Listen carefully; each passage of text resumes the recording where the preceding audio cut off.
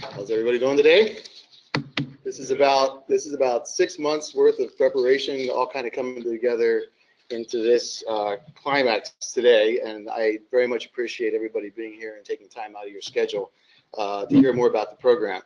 At the risk of dating myself, I'm going to tell a story about when I was in high school, and I remember coming home and waiting for Monty Python to come on. And the thing that I recall is John Gleese sitting behind this desk, and that desk happens to be in any random location. It could be on top of the building in the middle of a field somewhere, if you guys remember Monty Python. But he had this opening statement. Does anybody remember what he would say? How about now for something completely different? Does anybody remember that? So anyway, the point is that's exactly what this program's about, right? It's about something completely different. As Justin was saying, we need to think out of the box about what we're really going to do here. Another story I want to share with you and build upon what Justin was saying is about 20 years ago. It was around early 2000, 1999 timeframe. 3 DARPA program managers got together, and one of them was from the DSO, so he was the biology guy. There was another one for information systems, information theory, and then there's another one that was in microelectronics. And they got together and they thought, well, what happens when you bring these 3 disciplines together? Typically, these disciplines weren't talking to each other. They do once in a while, right? They pass each other in the hallways in the university. But at the time, biology and information theory and microelectronics really wasn't a thing. And so what happens when you take these 3 technologies and the backgrounds from these different organizations and brought them together, what would you come up with? And that was the first time that we saw some of these initial programs where we were developing electrodes. We were coating those electrodes with different types of coatings to make sure that we didn't have any sort of immune response in the brain. We take those electrodes, we put them in the brain, we record the signals from the neurons. We would wirelessly transmit that data off the brain into an external system, decode the information, and actually connect to a robotic arm. And all of that was proven early in the 2000s, right? And some of you are in this room that were part of that program. So a lot's happened since then, right? 20 years roughly has passed. Multiple federal agencies are now funding this kind of research. We have very high density electrodes now. We've got electrodes that are soft. We understand by putting hard electrodes in the brain, it causes glial responses that we need to reduce. And so now we're building soft electrodes, trying to figure out ways to coat them so we don't create immune responses. We have much better wireless capability than we did back then. And so there's been a tremendous amount of success. And so when you think about these last 20 years, the limitation, though, has been on the fact that it's been focused on a very, very small patient population. And so when we ask ourselves, well, what kind of technologies are available for the able-bodied person, right? Your solution set pretty much collapses to 0. When you're thinking about something of high resolution, something that's fast, that would be a usable brain-machine interface, there's nothing out there. And that's what this program is about. And so when Justin was mentioned, this is a complete pivot. It really is a complete pivot. And I need you guys to be thinking about it that way. I want to bring multiple disciplines together that typically haven't worked together in the past. Very similar to what happened 20 years ago with this whole initiative with brain interfaces. Let's think about it in a very similar way when we start talking about non-invasive technologies, right? And what are the different types of disciplines that now have to be part of that solution set? Right? You know, when we talk about, you know, NSF defines interdisciplinary and multidisciplinary differently, right? And, you know, interdisciplinary is when multiple disciplines come together, they solve a problem. At the end of that problem, they all go their separate ways again. Multidisciplinary is when the disciplines come together and they stay together. Think about bioengineering, right? The first bioengineering programs were coming out early in the 2000s when all of this was happening, right? So what are the new types of disciplines that will be out there when we go through this program? What are the new types of things that we'll be looking at, and the new types of career fields and degrees that we'll be actually granting because of some of these new things that we're going to be looking at in Incubed? So when we look at the solution set, like I said, it goes to 0, and that's the problem that we're currently dealing with. So right now, you know, the DoD has, right now, the able-bodied military person, they cannot use the current neural interfaces. And that's a problem. That's what we're trying to solve here. So, we need to think about this very differently. And the reason is because not only were these technologies that we developed over the last 20 years, they were focused on the small patient population, was about restoring function, right? And we were been extremely successful with that. But what we're talking about here is a different problem set. This isn't about restoring function. This is about creating a capability, creating a different interface than what we currently have. AI systems, autonomous systems, all these things are going to start coming out in the future. And the way that our warfighters interact with these technologies is going to be very, very different. We're already seeing it in our homes when we bring Siri into our homes, or Google, or whatever it's going to be. These are assisted decision engines. These are information systems that we're tapping into through voice right now. But what about if you're thinking about how a question, and can you react? Our soldiers that are looking at multiple vast amounts of data, they're going to have these AI systems help them through decisions. And we need to do that fast. And we need to be able to do this in a way that we can multitask. So the interface, in order to connect what we've got now, it's beyond a keyboard, it's beyond mouse, it's beyond voice recognition. It's something about connecting to the brain directly and being able to communicate with these systems at the speed of thought. And that's a big deal. We can gain milliseconds to seconds in that situation. And in a wartime critical situation, that is critical. So that's what we're after. We're agnostic about the system that we're going to connect to, though, right? So what I don't want to do is start basically pruning technologies early in this program. It's about the brain interface. It's not about where we're going to use the brain interface in the future, right? That will figure itself out. What we need to do is figure out what it is that we need in order to connect to the brain in a non-invasive or minutely invasive way. What's the resolutions that we can achieve? How fast can we make that happen? What does that interface look like? How big is it going to be? How portable is it going to be? And then we'll figure out what the applications are. And the field will begin to drive itself. By opening this up to the able-bodied community, we're talking about a much larger situation here, and that will be able to drive these technologies pretty significantly. So that's really what we're trying to tap into. Here shown in this picture, think about the brain interfaces different. A lot of times we're thinking about, well, we can tap into the motor cortex, so we can get the motor control, decode that, and connect that to a robotic arm. That's perfectly fine. But we're talking about AI systems, autonomous systems, and so on. The applications can be different. Here we show a person sitting in front of a screen. Maybe this is a warfighter looking at a network or something like that. What would that brain interface look like? What kind of things would you demonstrate with the brain interface that this person might be wearing?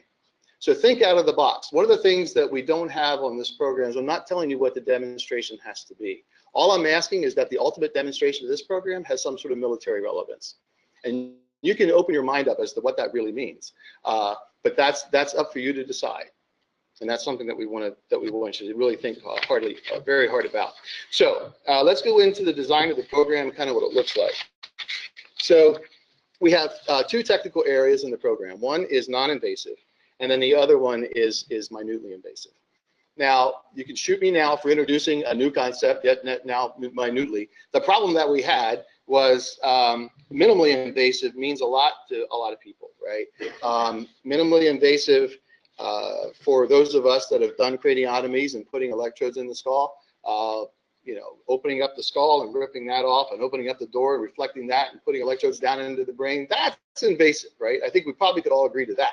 But I've heard a lot of discussions like, well, what about if I just make a little tiny burr hole with your point of view? If you're the point of view of the neuron, anything's invasive, right? If it's the point of view of the body, well, maybe a burr hole's not so bad. Speaking to some of the medical doctors out there, they use the same terms, but they're thinking about it from a term of risk, right?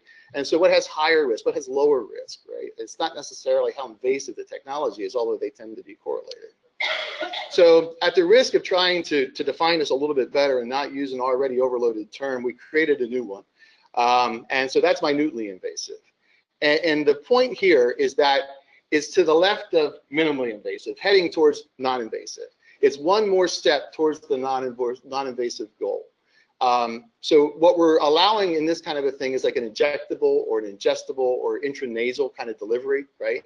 If there's any surgeries involved, then probably it's off the table for this program, right? So think about, what that would be. So let me walk through these two different technical areas and kind of what we're thinking about. And so I'm trying to be very, very careful here about not being over descriptive. I don't want to paint anybody into a corner saying this is exactly the system I want you to build. Please go out and build it. That is not my intent, right? I need you guys to be thinking out of the box. I need multiple disciplines working on this problem. And so we're going to have a pretty open mind as we look through all of these technologies as to what actually is going to be applicable to the program. So under TA1, let's talk about that. So first of all, this is completely non-invasive, so nothing breaks the skin under this technical area. So there's a sensor and there's a stimulator that sit outside the brain here and here, and then they interact with the brain directly, right, in some volume, which we're describing in the program. I'll go into the metrics here in a little bit, right? It's an external device, and then we can use different types of modalities. These are just some examples, things that we've heard folks talk about, things that we know that are being explored in the labs with ultrasound, light, RF, magnetic fields, you name it. It doesn't have to be these. It could be other things as well. Could be combinations of these things. It's things that we're also finding, right? By combining different modalities, you can actually start getting down into the regions of interest that we're interested in as far as specificity is concerned. And then the signal quality, this is something where we're talking about a neural ensemble. So we recognize most likely in a non-invasive approach, we're not going to get the single neuron resolution. And frankly, we can probably have a great discussion as to whether you need single neuron resolution, right? That's an open discussion already in the field that's been around for quite a while. We're not going to solve that on this program. But we do know in a non-invasive approach, we're probably going to give up some resolution spatially. I don't know that we have to give up that resolution temporally though, right? And we'll talk a little bit about that. So you have these sensors and stimulators sitting outside the brain, communicating with the brain directly, bidirectional, read and write. And that's pretty much what we're thinking about as far as TA1 is concerned. Now, TA2 was another attempt on the program to bring some other technologies that we know are out there into the program. And this also, we felt, would give us more resolution. So there's a lot of discussion currently on nanotechnology and different types of membrane modifications and delivering things through viral vectors and so on that will attach directly to the neuron. So kind of the idea here is, you have this neuron, and then you have some sort of a nanotransducer sitting on the membrane or outside the membrane of that neuron that'll pick up the activity of the neuron, transduce it into a different type of modality, and that modality then is sensed or stimulated by outside the skull. So this is fair game, right? This is what TA2 is all about. Now you can imagine the gates here are going to be a little different than the requirements on TA1. In this case, we are putting something into the body. We're recognizing in order to get some of the spatial resolution and things that we need, we may actually have to induce something inside here or deliver something inside there. And so now we've got a whole nother problem that we're going to have to deal with, right? Where regulatory issues and so on. Not that we don't have regulatory issues over here, right? But now we just introduced a whole bunch more, right? And so this is a thing that's very critical to the program, and we'll talk about how we expect the performers to go through some of these questions and answers as we proceed through the project. All right, so these nanoparticles, when I say nano, I mean sub-micron, right, or sub-millimeter, and so they have to be small. We're not looking for something on the size of the body of the cell itself. It's got to be small. It's got to be something you can deliver through the blood-brain barrier, or through the cerebral spinal fluid, whatever your delivery mechanism is going to be. You've got to be able to get it there in a non-surgical way. Right. So what's nice about this is we believe we can get very close to, if not achieve, single neuron resolution at this stage of the game, because that nanotransducer is sitting right on that neuron. Now, if you have different nanotransducers next to each other and they're channelized, meaning that maybe they respond to different magnetic fields or different temperature gradient, whatever your approach might be, the thought is that if you have multiple of these devices next to each other in a very small volume, you can communicate with them independently, right? So a channelized connection, bidirectional to a small volume, and we'll talk about those metrics. So let me just describe a couple definitions that we use in the BAA, and I'll try and be consistent in my talk here as well. Sensor, stimulator, these are the things that sit outside the brain. Sensors and stimulators will exist in both TA1 and TA2 because the intent is to communicate from outside without breaking the skin wherever possible, right? Then we have the nanotransducer. This can be pretty much anything that's small that either connects to, sits by, or somehow transduces the information that neuron has into something that we can use. You might use the action potential, it could be ionic concentrations, it could be neurotransmitters, it could be a number of things that you're looking at. But basically you pick up whatever is happening here in the neuron, transduce it into a different modality, and then work with that modality outside of the brain. Okay. Device. We'll talk about device in a little bit, but as this program matures through the various phases, the thought is here is you have a separate read, a separate write capability, and at some point in time you have to integrate them together because you have to be able to interface to a very small volume, 16 millimeter cube volume of the brain. So if you're going to be doing read and write from that small volume, you're probably going to have to get these sensors and stimulators pretty darn close to each other, and you've got to think about how you're going to do that. And when you start putting them very close to each other, you're probably going to have to integrate them together. And when that happens, we're calling that a device, right? So sensor stimulators, these are subcomponents that go into a device, the nanotransducer, and I think that was pretty much all of the terms that I wanted to talk about. The team submitting proposals, we're looking for a full system, right? There's been some questions about, well, can I just submit the write? Can I just submit a proposal on read? Will DARPA help me integrate it? The answer is no. What we need you to do is that's what today's about, right? Teaming, trying to figure out what the different capabilities are, and then trying to build a team so that when you submit your proposal, it is a full bidirectional proposal with an integrator on board. This is discussed in the BAA to make sure that we can take the read and write capability, put it into a device, fabricate those devices, and actually execute the experiments. So that's what we're looking for in the proposal. So don't think about just submitting a read or write capability. That probably wouldn't go over. And then the last thing is that I want to touch about here is when there's some thought that we've heard from some of you, well, can I combine my approach? Can I submit a proposal that maybe has a read capability of TA1 and a write capability of TA2, or vice versa? You can look at it different ways. That's not something that we're encouraging. We're looking for proposals focused on TA1 or TA2. However, if you do submit a proposal that's combining the two, then we're going to hold you to the metrics of TA2. Right? It's a big deal. Right, so think about that. There's almost like a penalty to be paid there, not intentionally, but the thought is that TA2, there's a lot of other gates and regulatory issues that we have to worry about here. So if we enter into that because you submitted something on TA2, but you're going to give me the resolutions of TA1, then I'm not so sure that we're getting really what we want out of the program. Okay. All right. Okay, let's start talking about some more of the fun stuff. So right now the program is broken up into 3 phases. Phases 1, 2, and 3. Phase 1 is a 12-month program. These phases are very similar to TA1 and TA2, so I'm going to spend a lot of time on this slide to kind of introduce some thoughts, but then we can go into more detail on the next slides.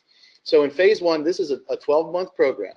This is about proving out your technology, right? Do you have something that's actually going to work? We're going to try and make your environment as simple as possible. We're not going to reduce the metrics, right? As far as, like, for example, spatial resolution, the resolution that you achieve in phase 1 will be the resolution we're going to hold you to throughout the whole program. So the intent here is not necessarily to get tighter and tighter resolution as the program matures. It's to get a more and more complicated space as the program matures. So the thought is if we can't get to the resolution in a very, very, I would say, quote, simple situation, in vitro, on the dish, maybe a brain slice in the lab, surrounded by a Faraday cage, whatever the case is, if we can't get the resolution there with your proposed technology, we probably don't have a hope of getting to that resolution as things become more complicated as we get into phase 2, where now we're working an animal, right? Awake behaving animal. So that's why we set it up this way. So basically, there's a 12-month period here up front. 12-month period here up front where we prove out the technology. You're proving a read capability, an independent write capability. It doesn't have to be integrated. You just have to be able to show that your technology is working with the neurons of interest and that it's not some artifact or something like that. So we really, truly understand what's happening mechanically all the way down to the biophysical properties. Okay? From there, we move into an 18-month phase. At this stage of the game, we haven't shown whether or not we're harmful to the tissue yet, right? So we're going to look at that quick. And so that's going to be a milestone that's early on in phase 2 to look at the histology and make sure that we got it right. We understand if we're doing any harm. If so, what are the things we have to tweak? So we proved out resolution over here, but we haven't necessarily said it's safe yet. And that's the stuff that we're going to start addressing in phase 2. 21 months into phase 2, 20 months into the program, partly into phase 2, there's going to be a demo where you need to show a single, the individual write pathways or the read pathways. Doesn't have to be integrated yet, but you have to be able to show that it works in animal. So our histology has gotten somewhat understood by this stage of the game. We understand if we're causing any harm, and we're able to see whether or not what we're developing is actually working. And then 30 months, which is the end of phase 2 here, 30 months in, you now have an integrated read-write capability operating in animal, and in this TA1, operating in human. If we're going to get to human on this program, it's going to happen in TA1 before it happens in TA2. Ideally, we're going to get to human in both TAs. That's the intent of the effort, right? But this is completely non-invasive, and hopefully using a lot of things that have already been through the FDA or the FDA has already been thinking about. So if we're going to get to human and show something demonstrable, it's going to happen here. And so we're going to hold you pretty tight to this, right? In phase 2, you need to be working with the FDA very, very quickly in phase 2. Start talking about your devices, go into pre-IDE submissions. You're going to learn a lot more about that today if that hasn't been an area of your expertise. And then from here, we move into phase 3. This is the refinement phase, right? So I would expect there's a lot of LabVIEW stuff going on here, some MATLAB stuff going on here, some breadboard stuff that's been patched together. You haven't thought about refining the system. Maybe it's a little slower than we really want. The proof of concept is there, but now we have to refine it, right? So this is your chance to look at the bottlenecks in the system, making sure that you're rewriting your code where you need to. If you have to reallocate memory, you have to put more CPU processing power on it. All that's fair. This is what happens here. This is also where you're starting to think about that DoD demonstration that I talked about earlier on, right? It's up to you to define what that is, but this is where we start looking at how you're going to use these devices that you've integrated here from these subcomponents that you've proved out here, right? Subcomponents integrated into devices, devices integrated into the system. And then how are you going to show that? And so you want to have a DoD relevant final demo, which is your decision on how, what that would be, right? We're pretty open-minded about that whole thing, right? You guys can submit something of interest, and we'll be pretty flexible. I want to talk a little bit about this systems level design. In the BAA, we talk about that you need to be thinking, you need to describe to us what it is you want to build eventually throughout the whole program, right? So we don't want to hear just about a read or write capability. We want to hear about each of those capabilities, how they're going to be integrated, what's your fabrication steps, what's your plan for fabrication, where are you going to do the fabrication, what kind of fabrication you're going to use, what type of modality are you going to use, and ultimately what we're going to really be digging into is the theory of operation. So make sure that you describe what your read technology is, how it actually works with the neuron, what happens on the membrane of the neuron, that neuron is going to actually, you're going to be able to pick that up. As far as write concern, on the read side, how's your sensor going to pick up the information? How are you going to have that resolution that you're proposing you can meet? Make sure that all of that is very, very well described in your proposal. So when we get into phase 1, there's not going to be a whole lot of time to be playing around with developing your system level design. That really needs to be thought through in the proposal stage. There's going to be some tweaking here that you can do. There's maybe some initial experiments that come out of phase 1 that may say, you know, what I said in the proposal, I've learned this, I'm going to modify this a little bit. That's fine. We understand that. But keep in mind, in phase 1, there's 2 major milestones here. There's a preliminary design review. This is called out in the BAA. There's a preliminary design review that happens 6 months in. And then there's a critical design review that happens 9 months in, right? So if you are still playing around with your systems level design, you're not going to be ready for the PDR. That's why I'm saying this stuff needs to be in there. And also it's going to help us review the proposal and really understand what it is you're proposing, whether we think it's actually possible or not. Okay. So let's talk a little bit about metrics. And again, I'll spend a little bit of time on this. The tables and the metrics for TA2 are a little different, and I'll point that out. So on the phase 1 side, the spatial resolution, this is where I'm saying that these metrics are going to hold throughout the program, right? So the idea isn't to get tighter and tighter spatial resolution as we move from phase 1 to phase 2 and phase 3. This spatial resolution of less than 1 millimeter cubed, right, per channel is what I'm referring to. So this resolution will hold throughout the program. What's going to change is the complication of your environment, right? So this can be done, you know, in a brain slice on the bench in a very controlled environment, and just showing that your individual read or individual write has this kind of resolution, right? So we got to get to that point at least on the program coming out of phase 1. The temporal resolution needs to be fast. Again, this is meant to be a brain-machine interface, which is useful. If we have to wait 2 or 3 seconds for this thing to happen, nobody's going to use it. It's not going to be available for the able-bodied person, right? So this has got to be something just as intuitive as us picking up a mouse and moving a mouse, and the response time is something like that. It's got to be fast, right? So whatever the system is, the biological principle that you're going to be using in your read and write, it's got to be a fast signal. If it's a slow signal that you have to integrate over time, over multiple seconds, we're not going to get to where we need to go on this program. So it's got to be something fast, right? So the temporal resolution, we're saying about 10 milliseconds here. Stability, I don't know, right? It's got to be useful for a while. And so we're saying it's got to be continuous for at least 2 hours, right? Ideally, we can get longer than that, right? But ideally, we need to be able to show that it at least can work continuously for 2 hours straight. We want something longer. And then ultimately, the ground truth, right? So, you know, are we creating some sort of an artifact? Are we measuring an artifact, or are we really truly measuring neural activity? And so, how do we prove that? And in this case, you know, ground truth is up to you to prove, right? You can do it. You can do it through optical means. You can do it through electrodes. And this is one example, or one exception, I guess is the better term,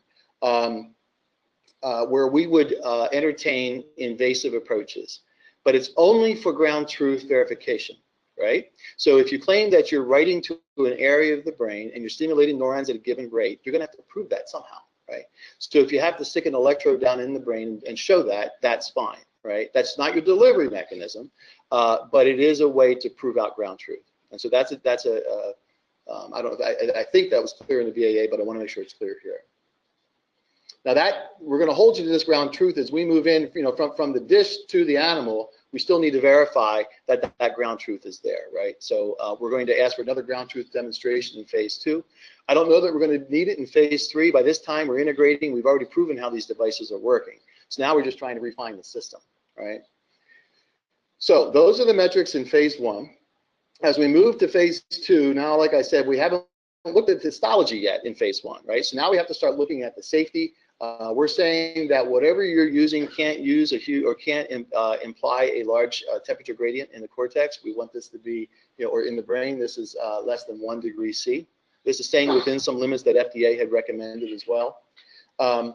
Closed loop systems latency is 100 milliseconds. Now, closed loop, meaning now you have your individual read, your individual write. They're each performing at about 10 milliseconds or so.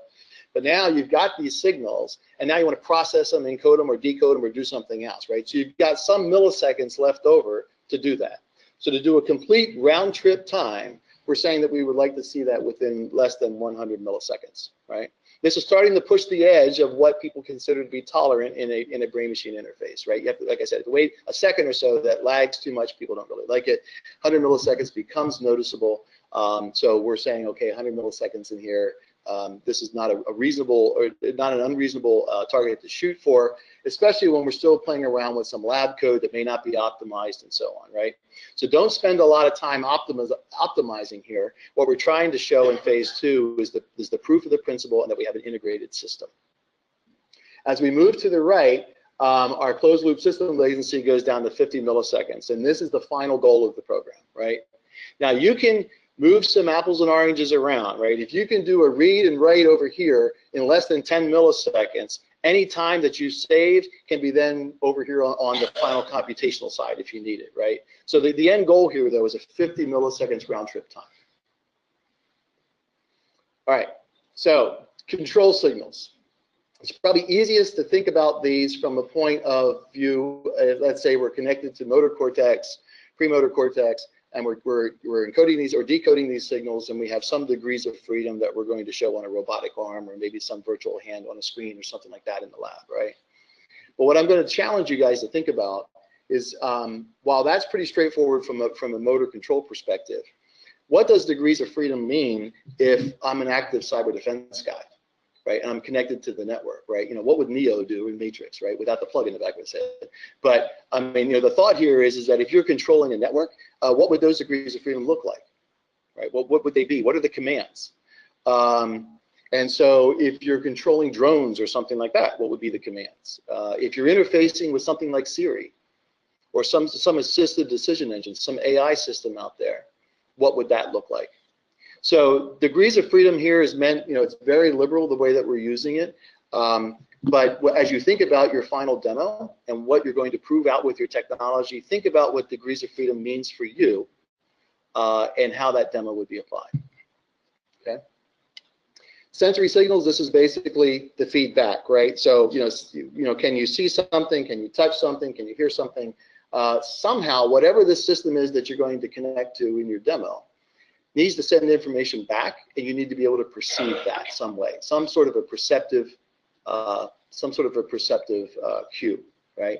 We're not saying what it has to be. It's up to you to define. It just has to be discrete so that different cues will generate different sensory perceptions, and that you would be able to distinguish between one or the other. Okay. Integrated device size. We're saying, we looked at about 5 centimeters on the side, come up with 125 cubic centimeters. This doesn't have to be cube. It could be rectangular. If you need more space, in a plane versus vertical, use it as you see fit. The intent here, again, is to start pushing towards technologies that are portable, not necessarily have to be worn. You could envision sitting in a chair, laying your head back, and maybe the systems of interface are in the back of the headrest of that chair, right? It could be a helmet that you wear. It could be something completely integrated there. Again, it's up for you guys to decide. When you look at the BA, my team really made a conscientious effort to try not to put too many metrics on here that pre-describe exactly what the system is we're looking for. We're trying to leave this as open as possible so you guys can come forward with some of the best ideas. And this feels wide open, right? I mean, there's a lot of different technologies out there. There's a lot of different approaches, and we couldn't think through all of these things as we were writing the BAA, right? So, this is, in general, kind of what we're shooting for. Channel count. What we did is we looked at the UTAL array, right? That's kind of the workhorse of the industry right now. It's 4 millimeters on a side, 16 millimeters cubed, roughly, depending on how lengthy the shanks are. But we said, okay, given a 16 millimeter cube volume, can we at least get 16 independent channels? So if you have 1 millimeter resolution over here, then within that volume, you should be able to get 16. That's how we came up with the number, right? So pretty straightforward. What we would like to see over here in phase 1, it's not mentioned here. It is mentioned in the BAA, but it's not a must. It's a should or a desired, and that is if you're showing the capability of your system in a brain slice, can you at least show me that you have 2 individual channels within that slice? If you got 2 here, then we can jump to 16. You don't have to show that. You just have to show that you're interoperating with neurons in some way, which is convincing. But ideally, and it's mentioned in the BAA that if you could get the 2 channels, that would be great. 2 channels read, 2 channels write in phase 1. But in phase 2, we're looking at 16 and 16 read and write channels. And then as we move to phase 3, now what happens is you have these subcomponents, these sensors and stimulators integrated together in some kind of a device, looking over some volume of the brain. And then what happens is you're going to have multiple devices integrated together. I have another picture on this a little bit later on to make sure that we are thinking along the same lines. So if you have multiple devices now happening in parallel, then you should be able to get at least double the amount of degrees of freedom, and should be able to get double the amount of sensory signals back of some sort, right? Because you have multiple devices now interoperating with different focal regions of the brain. So multifocal capability, meaning that when we say multifocal, look, take this volume, 16 millimeter cubed, and let's call that one region. So if you're going to work across multiple regions of the brain, you're working across multiple 16 millimeter volumes, and you're able to do that in a channelized way that you don't have crosstalk between individual channels that sit within this volume. Okay. The other thing I want to mention that's in the BAA, it's not on here, but think about where we're trying to push with this program, right? We're trying to figure out what the next generation interface is beyond keyboard, mouse, and voice activation, right? And so when we're going to be interfacing with very smart systems in the future, we're already starting to do that at home and other places. So if these systems know about my cognitive state, would that be beneficial? If I'm stressed right now and I'm interoperating with Siri and I'm asking it questions and it's feeding me information, and maybe I'm looking at some sort of battlefield environment and I've got sensors pouring in data left and right, and I'm cognitively overloaded because I got all these things on my screen and I'm trying to figure out what the right decision is in the next 5 seconds that I've got to make, I'm going to be pretty stressed. If that AI system knew that I was stressed, And if it knew what I was maybe looking at, or maybe it kind of knew what my interest area was, would it feed me information a little differently? Would it slow down? Would it maybe, respond differently to my request? Who knows, right? But think about that. Think about what that could mean as far as the brain interface is concerned. So I'm very, very interested, and I think we can do it. I think it's an easy ask. If we can get this far, it's an easy ask on the program to try and get some sort of feeling about what cognitive indicator we could use. But if you could give me some sort of level of stress or cognitive overload, or assurance, or whether I'm anxious, confident, think about it. And how would these kinds of reactions and cognitive states affect the way that I would interact with these smart systems? And hopefully we can get that. Now, there's been some discussion. A lot of these signals are kind of dispersed across the brain. So if we're looking at things multifocally, that may be the solution, right? And we look at different parts, kind of correlate all this together and say, okay, I think I can reasonably say right now you're anxious, or you're cognitively overloaded, or whatever the case might be. So it's mentioned in the BAA. We're not holding you to it on the metrics here, but it's very much a desire of the program, especially when you think about where we're trying to push the intent of the effort. Just make sure I didn't have any other notes here that I'm missing. Nope. Okay, so let's talk about TA2.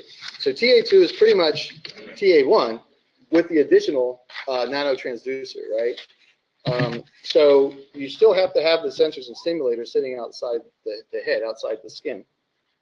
But now, instead of working directly with that neuron, you're working directly with this thing that you put in the brain that sits on or near the neuron, right? And translates or transduces that signal. So again, system level design, same speech, right? It's got to be in your proposal. In this case, make sure your theory of operation is covering what the nanotransducer is doing.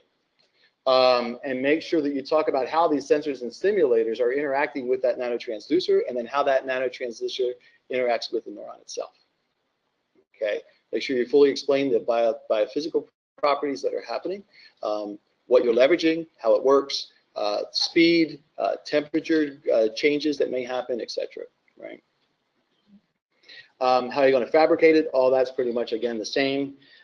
Characterizing that nanotransducer is what I just mentioned, and then again, showing this in a dish or something like that. So you have to, in this case, you have to prove that you can target the right neurons, right? So there has to be something about cell specificity, probably, in your delivery mechanism, whatever you're going to use. And it also could be, and/or, regions specificity, right? So if you can target a given region of the brain as well, that's even better, right? So then we move into phase 2. So again, this is where we have an individual read and write shown over here. They're not integrated. You're showing that you can do it in both cases, read bidirectionally. But then as we move into phase 2, you take these devices that you've proven out in phase 1, and you start thinking about how you're going to integrate them together. How are they going to work in concert so that you ultimately can interact with that 16 millimeter volume cubes, right? Your encoding and decoding algorithms, again, you have to be working on that. Your patient population, let's talk about that a little bit, right? We need to show this in human. Now, we're not going to get to an able-bodied, well, it would be wonderful if we do, but I think we all realize it's a pretty tough route to get into an able-bodied person by the end of 4 years. There's an awful lot of work that's got to be done, a lot of device fabrication that has to happen, and an awful lot of regulatory issues that we're going to have to address. Some of these things that we haven't even thought about yet, right? Because it's all completely new technology. So we want to show it in human, and the way that we typically do this, and it's happened very successfully at DARPA on a number of programs, is that there are small patient populations that would make sense. And we could potentially identify, and I would look to see that in your proposal. Are there small patient populations that you think that you could use in order to demonstrate this technology? I don't want to lead the witnesses here because some people of you have shared some things with me that I don't want to share with the group. But there's a lot of interesting thinking going on about what that patient population will be and could be, right? And very likely could be possible to prove out the technology. Right. Now, the delivery mechanism in the human population here, this is another area where we can talk about, right? Whether that would be, if there's a brain surgery already planned and the brain is open and you plan to put your nanotransducer there while that surgery is happening, then I would say that's fair game. Not for proving out the delivery though, right? This is fair game for proving out whether or not your technology works in human. Now we're trying to get the able body. So eventually we'd have to show, maybe in large animal, in the same phase here, in large animal, you're showing me that you can get that nanotransducer delivered in the part of the brain that you're interested in. But in the special patient populations where maybe the brain is already open, why would we want to try and deliver something in a different way and risk any sort of health benefits with that, right? We haven't worked through all of that yet on the program. So again, delivery proven out in large animal. And if the brain is already open and you want to prove out that your technology can work, at least it's interfacing through the skull, then we can discuss that, right? And then again, as we move into phase 3, again, this is more about refinement, making sure things work, cleaning up your code, making sure that you're meeting the metrics of the program, you're hitting that 50 millisecond round trip time, and so on. Okay, so the metrics on TA2 are a little different, along the same lines of thinking. The temporal resolution stays the same, right? So again, ultimately, we're looking for this 50 millisecond round trip time. Whatever signals that you're using to transduce the signal from the neuron, that's at 10 milliseconds. And again, you can borrow time and trade time as needed as long as you don't go over the 50 milliseconds total in the long run. Stability of operation stays the same. Your ground truth and accuracy, again, that needs to stay the same. So, if you're writing to the neuron and half the time it's working and half the time it's not, that's not so good, right? I mean, so if you intend to write to the neuron, you need to prove that that neuron's firing at least 95% of the time when you send that signal. And when the neuron's firing and you're collecting that information, you need to be able to make sure you're not missing half the spikes or half whatever it is, whatever the modality is that you're using. So you need to be able to show that, again, you're accurate on the read side at least 95% of the time. Now, there's a few extra things that were added here, right? Like I said, when you get into TA2, there's a couple other gates and hurdles that you're going to have to cross. So cell type specificity, if you're going to connect to that neuron, you're introducing that nanotransmitter, nanotransducer. How are you going to get to the neuron of interest? What's your delivery mechanism? How are you going to get it there? And how do we know that it's effective? And we're going to be looking at that in a dish, right? You can prove it here.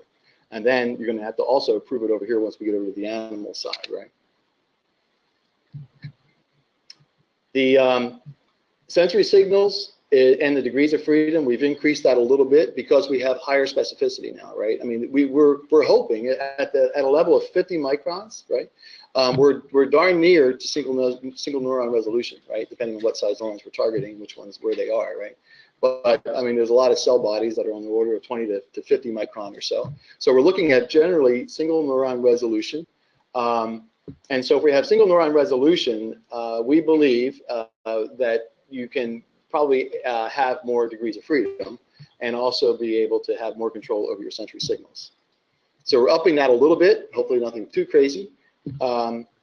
And then your integrated device size remains about the same. And we were talking about increasing this as well, but we thought not, right? I mean, if we can get the 15 channels within this volume, now what's happening is you have a little bit more spatial separation between your channels in that volume. So rather than trying to get the 32 channels or something even higher than that, 64, let's keep it at 16. But now you have a little bit more flexibility and a little bit more distance between each channel spatially, within that volume itself. And then when we get to the final system, 10 degrees of freedom, this is, on the order of what, the DECA arm can do, a lot of prosthetic devices can do. Sensory signals, again, 10, and then being able to read and write from at least 4 of those 16 millimeter cube volumes at the same time with multiple devices or however you want to design it. We're assuming multiple devices, when you take these 2 subcomponents, integrate them together, you have a device. In this case, we're thinking we probably have 4 different devices. But if you can have one device that looks at multiple regions, that's fine too. There's nothing there that's requiring one thing or the other. Okay, so this is kind of a notional system. Again, it's notional, not meant that it has to be this way. But we're trying to kind of have this mind meld here, what the team's been thinking and what you guys are thinking. What we're showing here is just some examples of light. It doesn't have to be light, it could be any modality. This dotted line here is basically representing what happens inside the skull and what's outside the skull. This is outside, that's inside, right? So if you're proposing to TA2, you're going to have to cover the discussion about the nanotransducer. This doesn't exist in TA1, right? So, you know, the thought is you capture the neural signal either through this nanotransducer or through some, if you're in TA1, strictly from this device that sits outside the skull. So you acquire the signal, you amplify it, filter, do all your conditioning here that you need to do, and then transmit that to an external processing unit, right? What I didn't want to do on the program is force too much effort into making something small. This is a hard enough program to begin with, right? And so to try and put a lot of money in making things super, super small and managing our power budgets and all of that kind of stuff, we'll worry about that when the time comes, right? Let's figure out what we can do here, right? So the thought is that there's some work that will have to be done on this device, this integrated device, so you have a read and write capability in this thing. You may have more channels, right? It's up to you. This is just an example of just 2 channels, right? So you have these 2 subcomponents, read and write, integrated into a device. Something happens on that device, right? You're going to have at least acquire or stimulate the neuron through this device. But then what are you going to do with that data? You're going to have to make a decision what happens on the device and then what happens over here on this processing unit sitting off board. You can put as much power in this thing as you need to do what you got to do. We're not expecting that's going to be a huge ask at this stage of the game, given what we're trying to do in the program. The challenge on the program is on the physics side of interfacing to the brain. I don't think it's on the processing side. But anyway, you can trade off what happens here and what happens here. We're not saying that these things have to happen in the device. We're not saying that these things have to happen in the processing unit. If you've got different approaches and different considerations, it's fair game. So anyway, you acquire the signal either through the nanotransducer, through the device itself. You come over here, you decode it, and then you provide that signal in your final phase. You're going to show some sort of relevant DoD demonstration. You're going to provide that signal to some DoD application that you've thought up. That system responds. It sends information back for the sensory cue. That's encoded, sent back to the device. That device then sends it back either directly to the neurons if you're in TA1 or down to the nanotransducer if you're in TA2. So pretty straightforward. We understand that there is an encoding and decoding situation on the program. There's a lot of standard techniques out there now that folks are using. We're using different modalities here. It's not clear what the impact of these different modalities are using those standard encoding principles that folks have used with action potentials and electrodes. So we're open to new ideas in encoding and decoding as we start moving this program into different technologies beyond electrodes.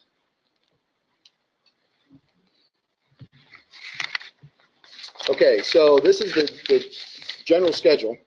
I want to point out a few things. Is this an automated slide? Yep. So I want to point out a few things. FDA, right? You heard it from Justin early on in the talk of proposers day today, that the flavor within DARPA is changing. BTO had typically done, and even other offices in DARPA have done a lot of work in just basic science. There's a lot of interest lately of getting into human and getting into human as fast as possible in many of our programs. And this, by default, this program is about getting into human, right? So we need to take all the regulatory issues very, very seriously, and we need to be extremely aggressive about it, and we need to address these things as early in the program as possible. So there's a set of milestones set up here to engage with the FDA in pre-IDE submissions, and in some cases, possibly the IND submissions under TA2. Now, there's been some discussions with the FDA, whether it's IND, whether it's just IDE, or whether it's some sort of combined device. We'll worry about that when we come to it, right? But I will guarantee you that if you're successful and awarded on the effort, we will be working with the FDA together as a team to try and get through this and understand all the different regulatory issues, right? This is a different space to be in. We're talking about able-bodied population, right? And so when you're talking about the able-bodied population, it's a whole different discussion about what devices you use on an able-bodied person.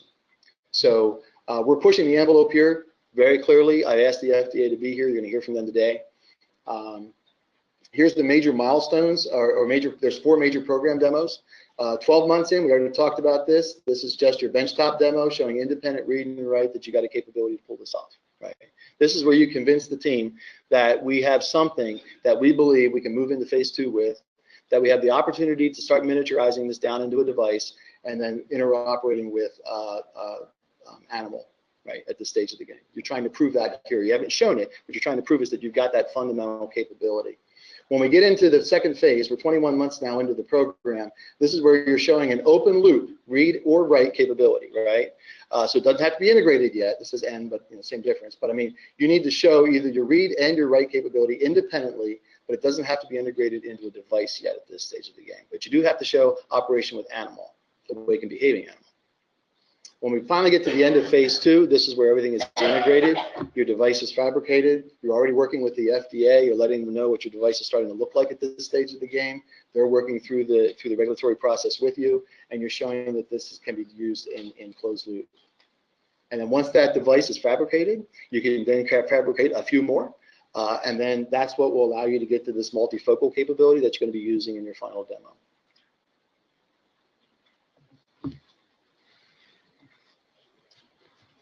Keep in mind, not shown here is within this 12 months, I can't stress how important that 12 months is, right? I mean, this is a big deal. This is where we're proving out basically the fundamental physics of the program. And so 6 months into that 12-month period is your preliminary design review, and 9 months or less into that program is your critical design review. So there's going to be a lot of attention between us and the proposers during this 12-month period. Okay, so wrapping up some of the things to think about in your BAA. So fabrication, description of your subcomponents, I already talked about that. Nanotransducer, I'm very interested in making sure that we all understand as we're reading your proposal what that theory of operation is. Explain everything, from the time that energy leaves your stimulator to the time it gets down into the brain, how it interacts with that neuron, what the neuron does, how do you receive that signal back, how do you get the specificity that you're asking for, the channelization, all of that. Make sure that that's very, very clear in your proposal. Your system level design descriptions need to be pretty much done in the proposal, understanding that there's some room for modification once we get into phase 1. Your system descriptions, make sure you demonstrate or you clearly describe, not demonstrate, clearly describe what your demo is going to be, right? What does that look like, and then how your system is going to be designed around that. Safety and histology, make sure that you include how that's going to be done. How are you going to prove, you're not going to have the results yet, but what's the steps you're going to go through in order to assess the fact that what we're doing is safe. Security measures, there's been a lot of discussion about this. We're developing an interface. We need to make sure that that interface is secure, right? So, for folks worrying about hacking and so on, we have to worry about that, right? So if you have a system which is going to connect to a computer, that interface is vulnerable potentially. So what are you going to do in order to make sure that we keep that locked down and keep it safe? And that's also important from an ethical, legal, and societal implications as well, right? So LC is very much alive and well in this program, and it's intended to be. We have them engaged already. They'll be a part of this Proposers Day discussion, and we're going to be working with that team throughout the whole effort.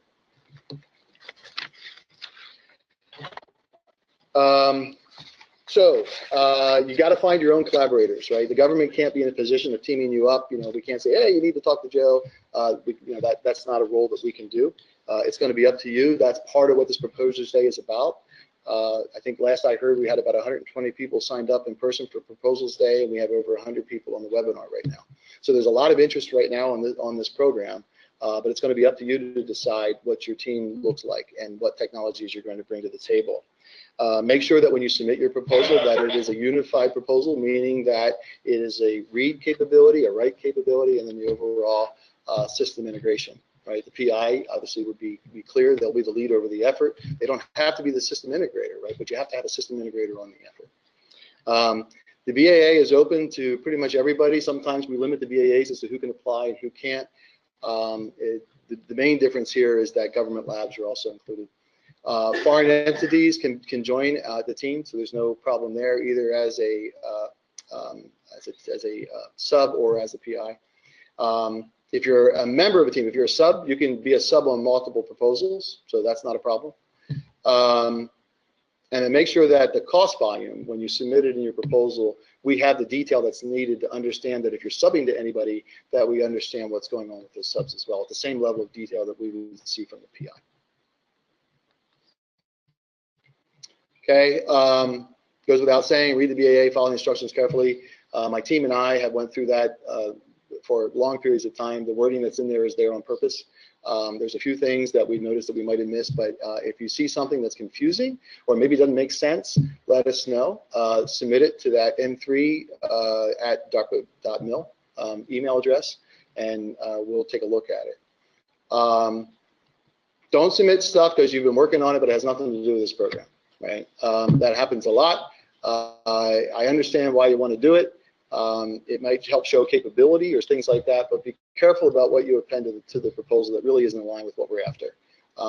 It's not necessarily going to be helpful. Pay attention to the must and the should language in the BAA, things that you must do versus what we're recommending you to do. Pay attention to the things that would be nice to have. There's a few statements like that, like the cognitive indicators that I talked about. That's one of these things that aren't in the metrics, but it would be great if you could bring it to the table. And like I said, I think that's if we can get this done, that's a relatively easy ask, I think. Incremental improvements. That's one of these things that's really hard to define what it is exactly. But think about this, that this is meant to be a disruptive program to the field of brain-machine interfaces. We're trying to look at this very, very differently. So if your proposal was based on an existing technology that's been around a while, and you're just going to increment it a little bit, or maybe improve it a little bit, or I think if I add this one little thing, be careful. I'm not saying that it would or would not be accepted, but it's not necessarily what we're after, right? So think about it from a DARPA perspective, right? This is a high risk. We understand it's high risk, but it's got tremendous payoff if we can get there, right?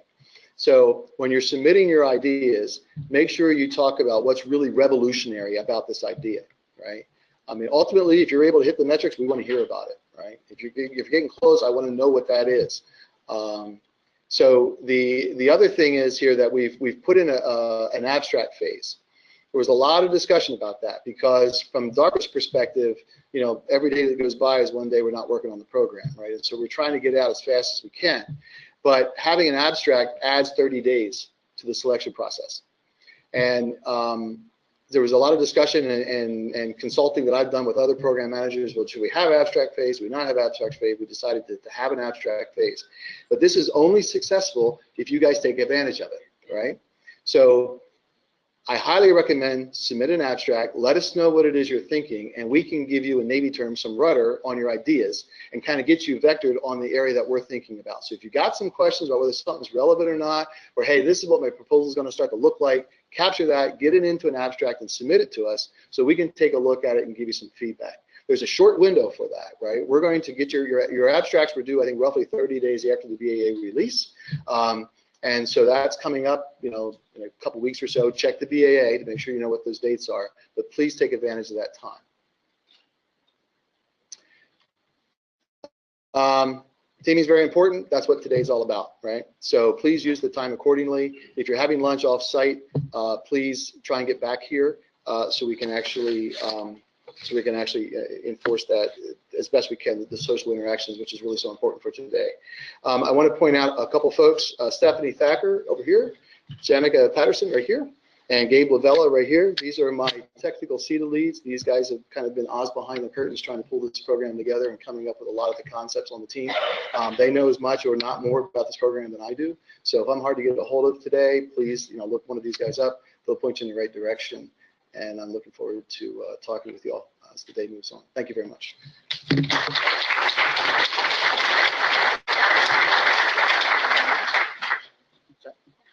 Oh, yeah. I forgot to mention at the very beginning, you got white cards. Please write your questions down on those cards. And so we'll collect them throughout the day. The sooner your questions get in, the sooner we can start looking at them, and the better chance that we'll answer them or are able to answer them by the end of the day, okay? So to keep everything open and fair, what will happen is you guys will document those questions, get them into me. We'll take a look at it. If we can answer them today, we will. If we can't, we'll answer them later. But all of this gets posted on the website so everybody can kind of get a feeling for what the questions are that are being asked to answer, okay?